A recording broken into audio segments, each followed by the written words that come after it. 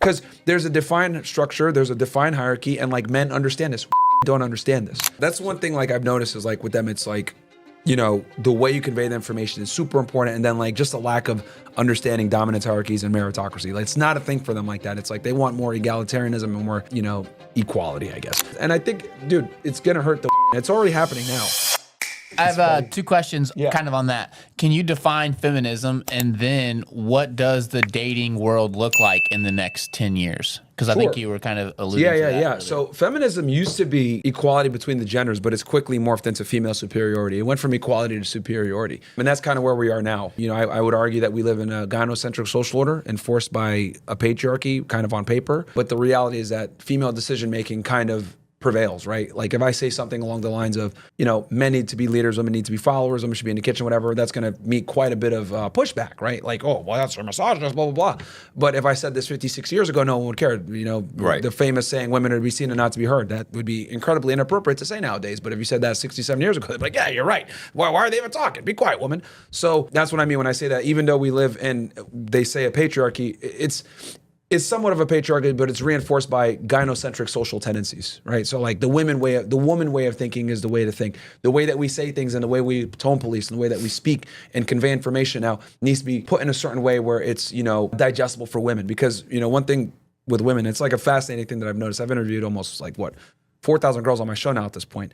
And it's incredible, Matt, like from high education to different background, religion, whatever, it doesn't matter what it is. One thing that I've noticed with females that is a huge difference between when I talk with men is women place an enormous amount of care to how the information is conveyed versus the content of the information.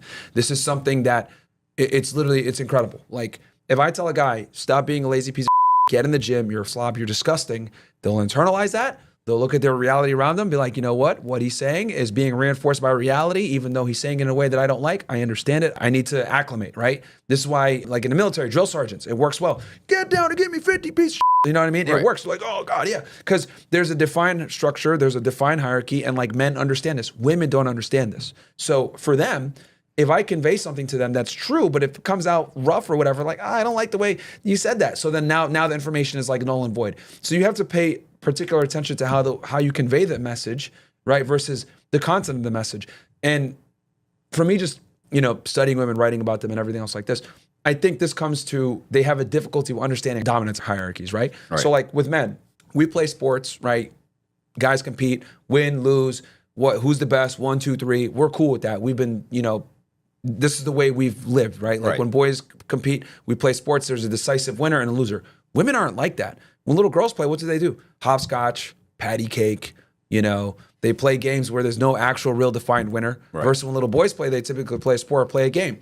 So even when in our infancy, in our young ages, like there's stark contrast, and this builds in because with women, the concept of dominance hierarchies, meritocracy, etc., they want more equality. Right? The egalitarianism is like their language. With us, it's like meritocracy. John, you did the best job, you get $10. Dave, you did the second best job, you get $7 per hour, blah, blah, and so on. With that, women, it's like, you get $1, you get $1, you get $1, you get $1. You know, the more communitarianism. So with that said, that is like some of the main differences between the genders. But now that I've defined where we are, we can talk about the future. So, well, I was gonna say, and I absolutely agree with you, because it's like we were talking before we got on here, like being in prison in general, but just prior to that, being in business in general, I don't have to like my clients that walk in. It's important that the women in my life want to like the people that they work with. And when I grew up, my father had always told me, there will always be someone at your job you will despise. There will always be assholes. You will never have a perfect environment. You have to work with them. You have to be professional. You have to be polite. And you have to do what you're supposed to do and demand of them what they're supposed to be. And liking them is irrelevant. Like, it's a job. You don't have to like this person. It's a job. But for women, I have definitely noticed that it is super important for them to like everybody that they're more around. social creatures. They're far more socially receptive and, you know, sensitive. And look, I'll give women their credit. Like, you know, if someone comes in and they're a little off the deep end, they're a little weird or whatever, women are able to detect that right away. Like, this guy sounds awful. Like, women are fantastic at that, because since they're the more vulnerable, you know, if some guy tries to court them and they're a little bit off, right, or they're weird, like women will feel that ick, like, something's off with this guy, right? It's really the serial killers like Ted Bundy and stuff that are able to conceal it. Those are crazy ones. But in general, women are more socially receptive because, for a safety perspective, But yeah, that's one thing like I've noticed is like with them, it's like, the way you convey the information is super important. And then like just a lack of understanding dominance hierarchies and meritocracy. Like, it's not a thing for them like that. It's like they want more egalitarianism and more, equality, I guess. Now, when it comes to mating in the future, what I think is, so it's interesting because when it comes to the way women view the world, they want egalitarianism and everything else like that. But when it comes to mating and finding a man, they want superiority. And this is kind of what I call the female dilemma, because what'll happen is they'll sit there and they'll say, well, I want the equality with my partner. But the reality is what they're looking for in their partner is superior to them in every single way. Taller, stronger, more competent, more intelligent. Yeah, they're picking someone who's their superior. Yeah. So, but then she wants you to treat her like an equal. And I'm like, that's not how this works. Right. Like you when I say make a sandwich, you make the sandwich. Like, you want me to be superior, cool. I'm going to act as if, and I'm not going to pedestalize you. And this is a fundamental problem that a lot of guys have where they don't understand that there is supposed to be this dynamic where you need to not just be the superior, but you need to act like it too. Because when you pedestalize her and make her like you're the priority and everything is based on you, she automatically is like, okay, well, I'm being pedestalized. Well, what happens? She looks down on you. When she looks down on you, loses respect and all this other stuff. So as far as the future of dating, I think a lot of guys are going to be single. I think a lot of guys are going to struggle. And we're already starting to see ramifications of this. We've seen the ubiquity of increase. We've seen AI robots come out, right? We've seen virtual reality, right? So guys are already starting to figure out a way to deal with this reproductive problem because women's standards have went up thanks to Instagram, social media, dating apps, etc. Most guys are invisible to most women, and they're giving up. Like I've seen all this thing where they just don't like they're not even like they're 35-year-olds like they're not even looking. Like, you're not even looking. Like this is not a bad looking guy. He needs to lose 20 pounds. He's got a decent job. He's spending all of his time playing video games. Like you're not even trying because they just don't want the rejection. They don't want the rejection. And then also maybe 20, 30 years ago, he could have got a date. Right. But now he has to have abs. Yeah. He's got to be driving the right car. Yep. He has to be in the right house. Like, and maybe that's just. And then some guys will have all that and they'll, because here's the other problem. There's some guys that will have that. And then you go out there and you date in the marketplace. These girls they're rude. They're rambunctious. They act like men. They talk like men. They're not feminine. They don't want to follow your lead. So it takes quite a bit of not just having all this stuff together, like personally, but then now you got to go out into the dating marketplace and maneuver appropriately and know how to deal with these women, right? Because the dating marketplace that we have now is not the same as the dating marketplace we had even 5 years ago, even 10 years ago, 20 years ago. So if you take a guy that's like, just getting out of a divorce now, and I told him, okay, go out and date in the marketplace, he'd be like, what's going on? Like, this is madness because women have changed so much. They've changed drastically.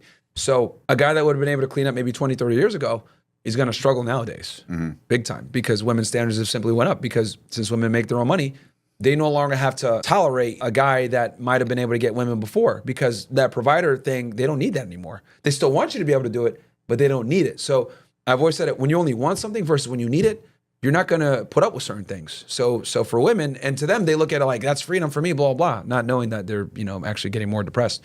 But this is where we are. So I think relationships are going to continue to falter. We're going to see more and more women angry on TikTok, crying in a car about why they can't find a day or why they can't find a guy. Or divorcing their husbands. 20 years, you're 35 years old, 40 years old. My husband's a good guy. But he's just boring. Yeah. And I'm going to divorce him. Like, yeah. That's where we are. Because we prioritize, women nowadays are told to prioritize their happiness over everything else. It's like, it's not about marriage and duty. It's about, are you happy or you're not happy? No, divorce him, leave him. Like that's the route. And we have an entire infrastructure built around that with family courts, divorce courts, lawyers, all that other stuff. So there's a need to keep that machine going, right? But we've seen the marriage industry collapse. Like David Bridal's like closed all over the place. We see divorce rates are sky high. Guys are waking up and realizing that marriage isn't a good option for them a lot of the times. So this is what I think. We're going to see the explosion, and I talk about this in my book, but to give one of the things that I think was going to happen, and I make many predictions, I think robots are going to be a thing. I think they're going to be a thing. Did you see Cherry 2000? I never saw that. Listen, it's probably put out probably in the late 70s, early 80s, and it's about a sect that men have. First of all, it's actually funny. It's a B movie. It's not great, but these guys would go to a bar and they would meet somebody, and the girl would, hey, what's going on? They'd approach them, they'd talk to the girl, whatever. They'd sit down, they'd agree that they liked each other, they were interested, and they'd pull out a contract and they'd go over a contract before they went home and had. Oh wow! And a lot of guys are just getting sex robots, right? Yeah. And this one guy falls in love with his robot, which is called. I think it's Cherry 2000. Somebody in the and it's a crazy name. Who is it? I forget what the chick that plays it. And she's a complete kind of a ditz robot, but her chip goes bad, and when he goes to get a new chip, they don't make it anymore, so he has to go out to the wasteland. It's kind of like a Mad Max. And he hires a woman out in the wasteland, Melanie Griffith. Yeah. Hires was it Cherry 2000? Yeah, Cherry 2000. Nice. Yeah, you're right. I have a horrible memory, too. Only for movies, I'm good, right? Like, I can't remember anybody's name. So what ends up happening is he goes out there. Melanie Griffith is like the road warrior, and she hunts down the chip for that can turn his robot back on. Yeah. But in the meantime, he falls in love with her, and whatever's a happy ending. That's probably not going to happen. They actually get the chip. He's better off the chip with the robot, really. Yeah, it will be. But yeah, great. It's exactly, and this is done in like the 70s. This movie's in the 70s, or what does it say?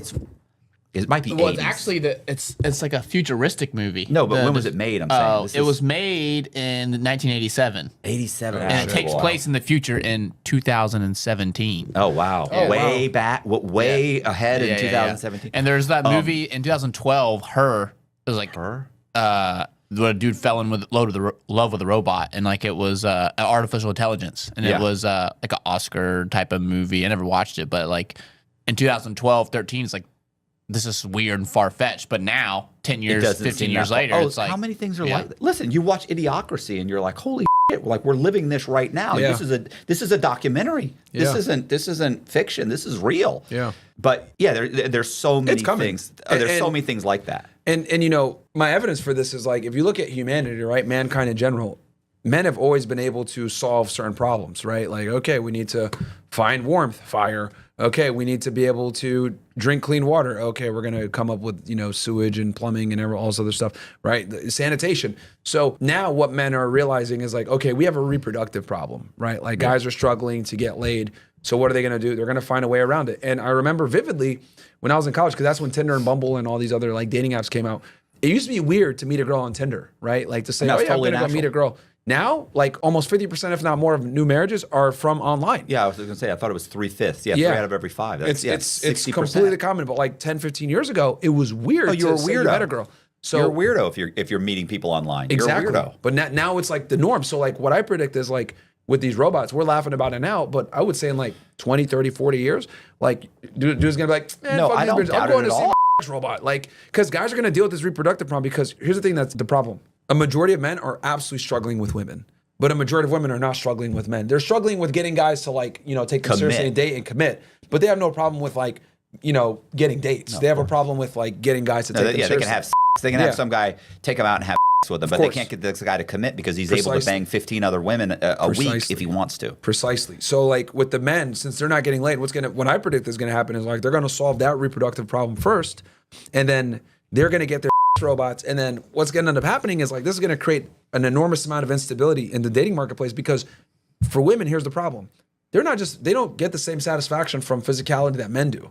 Like men are easy to please. Give them a robot that can make a sandwich and shut up and speak to someone when spoken to. Most guys will be happy with that. With women, they need emotional bonding. They need someone that they can vent to. They need someone that's going to give them deep emotional connection. So getting that robot's going to take significantly more time. So, so the men, I would argue, are going to be satisfied with dealing with this reproductive problem first. Then that's going to lead to the need of potentially getting a robot for women. But since our needs are significantly easier to deal with, that's going to come first. And I think, dude, it's going to hurt the women. It's already happening now.